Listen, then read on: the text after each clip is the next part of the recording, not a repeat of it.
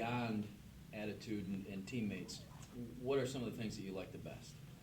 Well, other than that, okay, so I think that we have our skill level as far as seeing the floor, understanding offense and defense is at a different level than it was last year.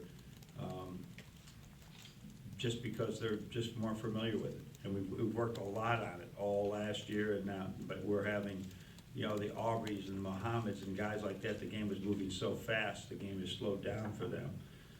So that's been really encouraging, including all our big guys. Chris? That's just an example, Chris. What do you envision Mohammed's role to be, and is it possible, maybe with the number of guys and how deep you are, that maybe guys could redshirt that maybe wouldn't have even guessed? Yeah, we haven't even discussed any redshirt possibilities right now.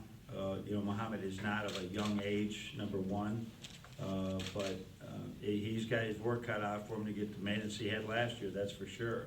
And he knows it. He's got to work really hard on it. He's got some explosion to his game and some speed that we do need on this team. But at the same time, I think with Mohammed right now, that's all going to come. If he can just really become an excellent defender for us, there's always going to be minutes for him. Adam? John, you seem to have to be able to walk that line of when to let your players do more and when you need to step in and do more, given the injuries and kind of the things that you explained as far as the development. I mean, do you feel like this is going to be maybe a year where you can step back a little bit, or you have to be more hands-on? No, that's the biggest challenge right now. It's a great question, because hear about me talking about the sweet spot right now. Like we have some guys that are really playing really well, and we have some other ones we know in March they really will be far better players. But some players are just good enough that they'll get you beat a lot in November and December. And with the way it is at our level, you got to win in November and December as well if you want to play in March.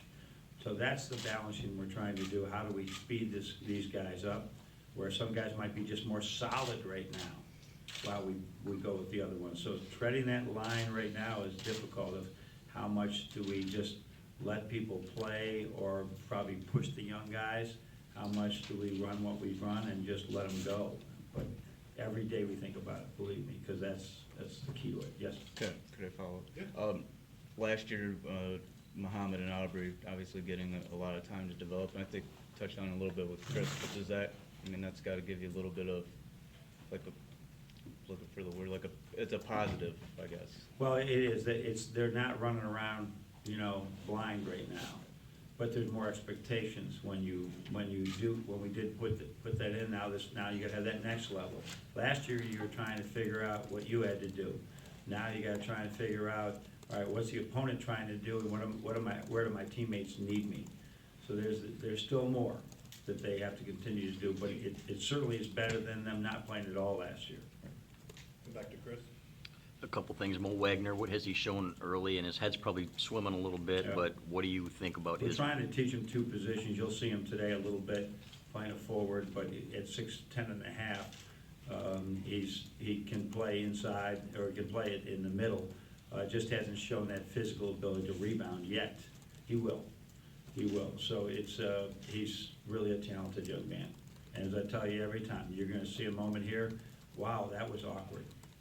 And he will be awkward, and you'll see it the minute they say, oh my goodness, did he just do that at 6'10" and a half? So just enjoy it. That's all I can say, because I don't know when it's going to all come around. We just love coaching that kid so much, and the teammates love him. It's been, especially for a kid who is 18 years old, coming from a foreign country, learning the English language on the fly. I can't think of a better transition thus far.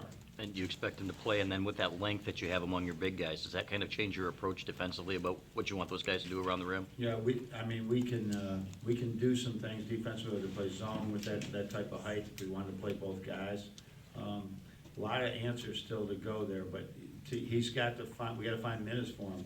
It's going to be tough. Those four, we got four guys that are 6'9" to 6'10", and how many minutes are out there for him? So that's what we're trying to figure out right now, and I would think that would be evolving all year long. Somebody beats out. The competition right now is fierce in practice for those precious 40 minutes that we have out there, and maybe in 60 minutes maybe. We'll be swinging over to Nick. Hey, John. With Doyle and Danielle,